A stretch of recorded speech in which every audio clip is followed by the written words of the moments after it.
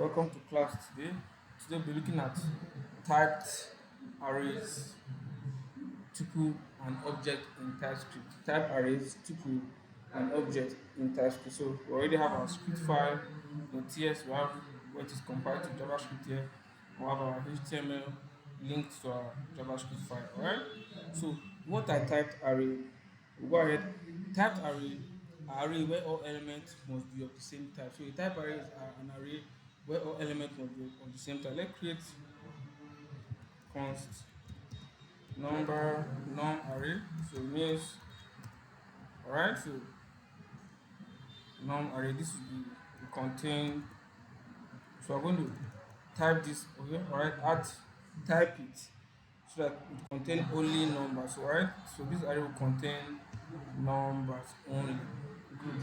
So what we have done here, we have assigned the number type to this array. So this array will have to just contain numbers. So 50, comma, 40, comma, 70. Let me try to so that I can add a string on this array and see if it will throw an error. It's already thrown an error. What's it saying? Type string is not assignable to a type number. This array was assigned to a type number, and as such, it cannot retain a string. Alright, so typed array arrays where all elements must contain the same type. So let's this for numbers. Let's create const string array. So here is equal to, so come here and say okay, gospel John, comma. Let's see whether I can add number now. Okay, so we're going to add the type in there. So okay, this will be will take only strings. Alright, so this array will contain.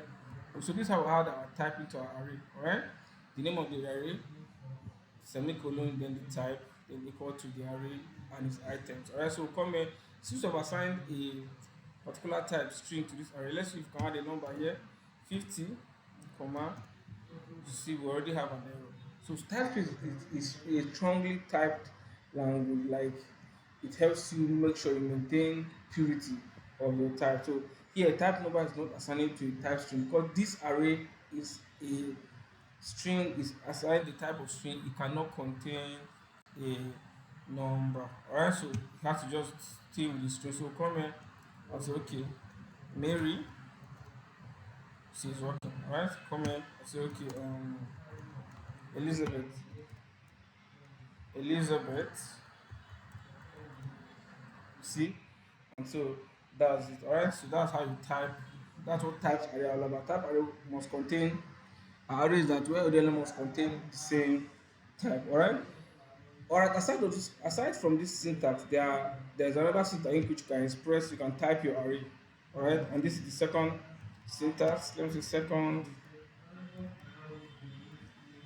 syntax. Yeah. So what is that all about? So we'll come here and say okay, let's call the code. Let's call. So go ahead and let's call. So this is the alternate method here. You now say okay, call the array here. Yes, I'm calling the array. Then you're using this method inside. You can now put the number type inside. Alright, then you go and assign numbers to it. Say 70, comma 90. So let's try to assign a string to this and see. Baby, you see, it's not assignable to the type number. So you see, this is another way in which you can type your array using this method. Alright, so this is the first method for typing, adding your types, and this is the second method for adding. So let's what say this type is string is not assignable to a type number. So the second method in which you can be able to type your array. Alright, so you can also have an array that has a mixed type. Alright, you can have an array that has a what mixed type. It means that the array can contain items of different type, or you assign the types that it can contain. Alright, so let's say we have mixed typed array. Here the array can contain more than one type of data type, all right? More than one data type. So how does it, so for you to be able to have a mixed type of array, use the union, all right? The union type helps you to marry different types together. Like it's represented by your this symbol here. So let them target the union type represented by this this stroke here, or this vertical stroke, represent the union. So when you have it, you can be able to, when the union means you can combine multiple data type depending on which and which data type are part of the union you are creating. So let's go ahead and say okay, const mixed array. So const mixed array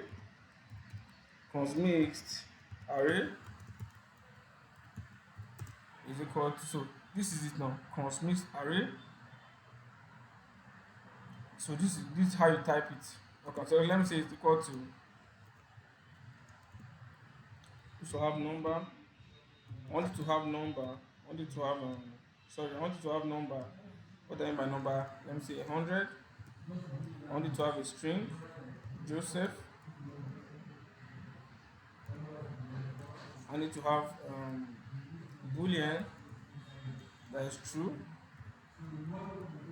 Alright, so and I want it to, normally it cannot contain multiples like this, alright? So what we need to do, we need to assign the type, different type to contain using the word, the union type. This is it, using the union type. So how is it that you come in your semicolon, your colon actually. So you come, you have your parentheses here. Alright, they can also okay, this will contain a number, union a string. So you are saying okay, this particular array will contain data type of number, data type of string, and let me say union boolean, boolean also. Alright, so we'll come in 50.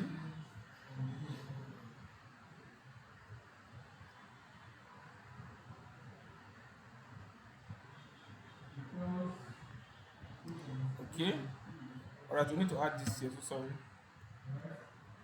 Yeah, good, we need to specify that this is an array, so sorry. So this is it, number, string, boolean. So here this particular array can contain a mixed type of data type. So we can come and say 50 comma James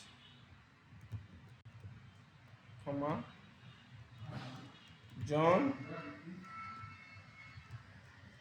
comma John comma what else? So boolean true 300. Alright, so you see that this particular array is made up of, I see, items of different data type. 50 is your data type number, this is a string data type, this is a string data type, this is a boolean data type, and this was what was assigned here. So this particular array can contain a mixture of types based on what has assigned. Let's console this and see what's going to show. Console the log. It's a mixed data type here, it's a mixed array actually. So let's run this. Let's compile. Alright, so we compile here.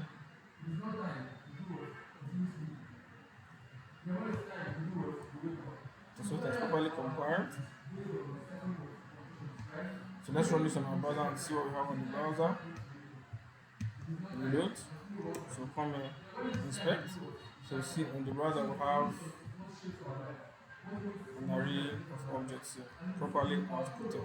Alright, so this is how you can assign multiple type data to an array. Alright, so if your array is supposed to contain a single type, then use the typed array. Alright, so it's supposed to contain multiple, use the union type to be able to assign multiple data type to a particular array. So let's look at tuples. What are tuples? What are tuples? Alright, what are tuples? So tuples are array with fixed number of elements and fixed types in order. So a tuple is not just anyhow an array. It's not just anyhow array. A tuple is an array with a fixed number of elements. So there are a fixed number of items the array will contain, and also the order in which those items are arranged on the inside of the array. All right. So when I talk about tuples, we talk about a fixed item, number of items in the array, and also a specific order in which they are created. So let's go ahead and say tuple. So say okay, const. I'll say my tuple array like this. All right, my tuple array like this. So here you come.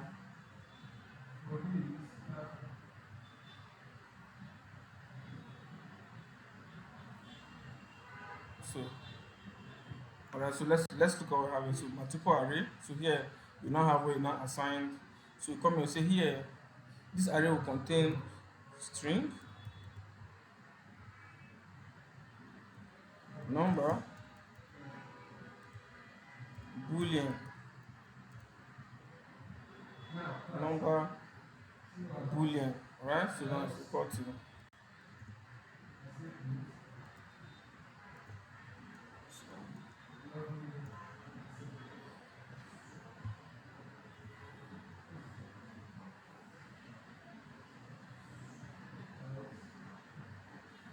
Okay, so this is what you can say. Okay, string Emmanuel,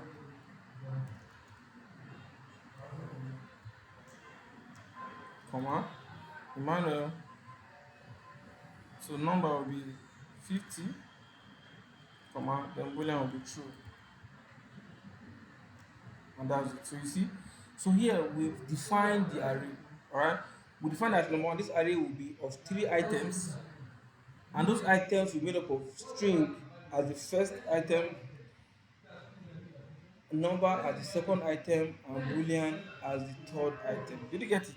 So since I've assigned or I've defined how this array will be, I can't go and go otherwise. If I come and say okay, this should not be a string, this first one should be a number here, and say okay, let's say 20 or 30, then this should be a string here, as in Moses. So you're having an error. Let's what it says. Say type is not able to type number because you've already assigned the array. So when you talk about tuple, is a variant of the array. All right. So tuple in TypeScript is a particular array that has a specific number of items and also a specific order in which these items are arranged inside of an array. Please let's take note of that. So this is a tuple now. So here we have it can be more than 3.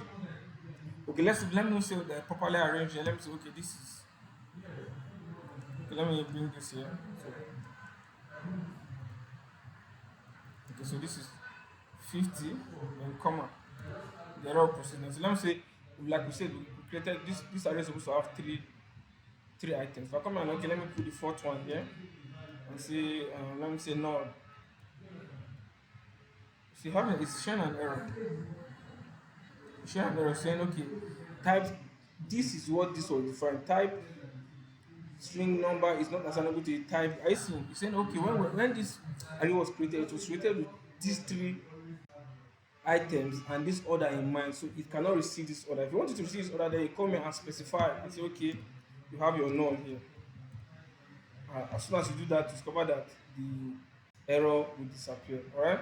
So these are so tuple is a variant of an array. Here it has specificity. All right. We're talking about it has a specific number of items in the array and also a specific order in which they are arranged. Please let's take note. So very important, very important. All right, tuples are very important. So let's proceed to what we have there, which is the objects. All right. So object in TypeScript.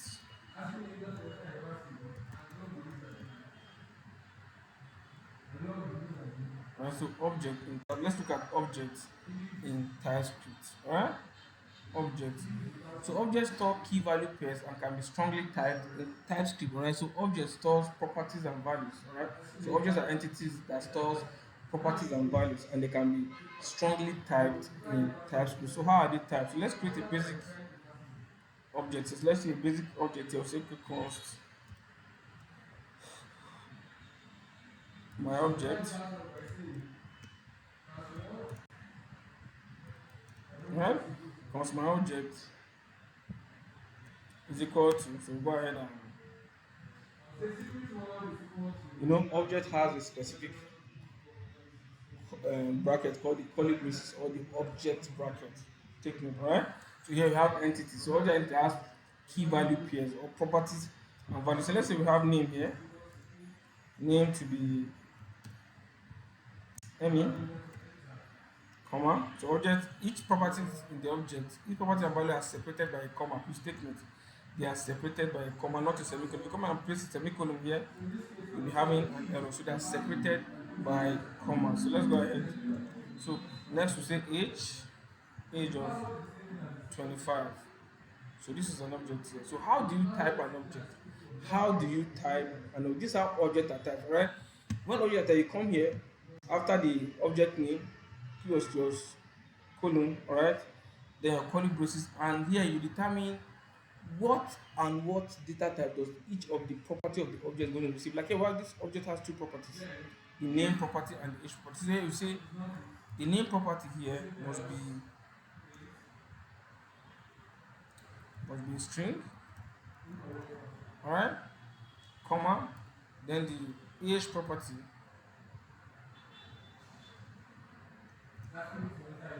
must be, okay, so it cannot be a string, it must be a number. So you don't need to put it inside of a curly brace, actually inside of it. It's like this, all right, string. Good, perfect. So here what you have done here, you have properly,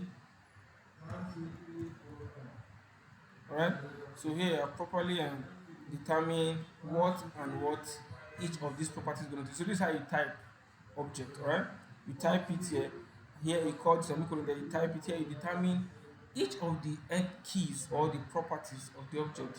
You determine what and what kind of data type should they receive. So since I've assigned age to receive a number data type, I come here and put a string data type here and say, okay, Jacob. I'll be having an error. What's it saying? Type string is not assignable to type number. Alright? So the expected type comes from property age, which is declared here to be a number. Do you get, so you can come and put a what?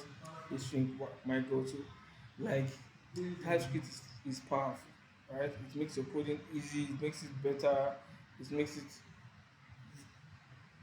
you write accurate, clean code. And when you enter into an error, very easy to debug, alright? So this is it. So here you have, it has to be a number 68 like this, and you are good to go, alright? So let's say I want to come and add a property that was not defined when I was typing it here. When I was assigning the type, I don't define a property. Let me say I want to say, okay, gender, male.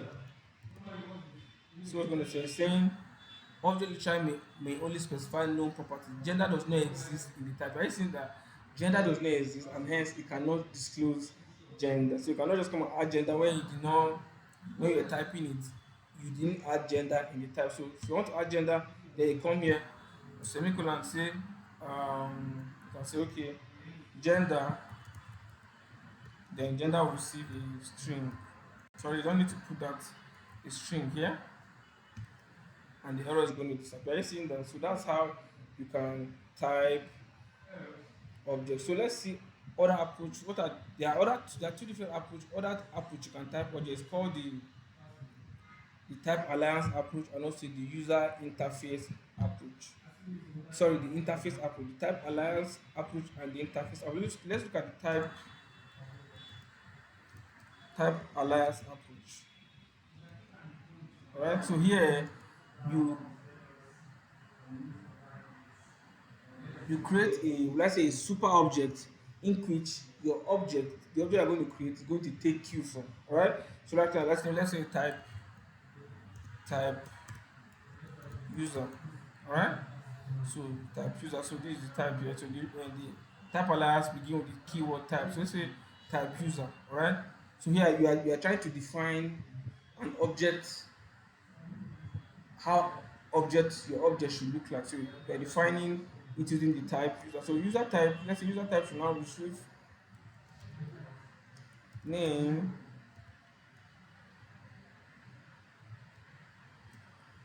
string, comma, age, number, comma, then let's say gender, string. Good. So here you define how your user object should, what it should contain. Here you are defining, you are creating a template on how you should, what properties your user must contain. All right, what properties your user will contain, and what are the data type of that particular property. So this is what you just described. It's just like you created like a template here. All right, so anytime you're creating an object following this template, it must carry exactly what was stated here. It must look like what has been stated here. So let's come and say, okay, I want to create user one. All right, I'll come and say, okay, const user one. All right, so if you want user one to look like this, so you just you add it here. All right, add the type here and say user one must look like, okay, this user. All right, and as such it's going to follow exactly what was defined inside of this point here. All right, it's going to follow exactly what was defined inside of this point here. So you come here, you say, okay, to receive name. Good. Say name should be Joy. All right, comma. So it's telling you that, okay, others are still missing actually. Okay, so we go ahead, comma, because it's following this template we created. So comma, using the type alliance. So comma, you say the next age. So you're creating an object following the type alliance template. Age will have to be a number, so age will be 30, comma. Then finally you have now gender. Gender will be, let me say, female. Perfect. Gender will have to be female. Alright? So this is another way you can type your object using the type alliance. Here you have a template created using the types that your object is going to follow through. Alright? So this is the type alliance. Another approach is the interface approach. Alright? The interface approach. Here you create object following a particular interface created. Alright? So let's come here and say, okay, we say interface the same user. Alright, so you are describing what your object should contain. So user. Alright, so we say, okay, this will contain surname. Let me say surname. Surname will have to be a string. This will contain let me say contain networks. So network will now, okay, let me not use network, let me see what with the age. So age will now have to be now a number. Alright, age will have to be a number.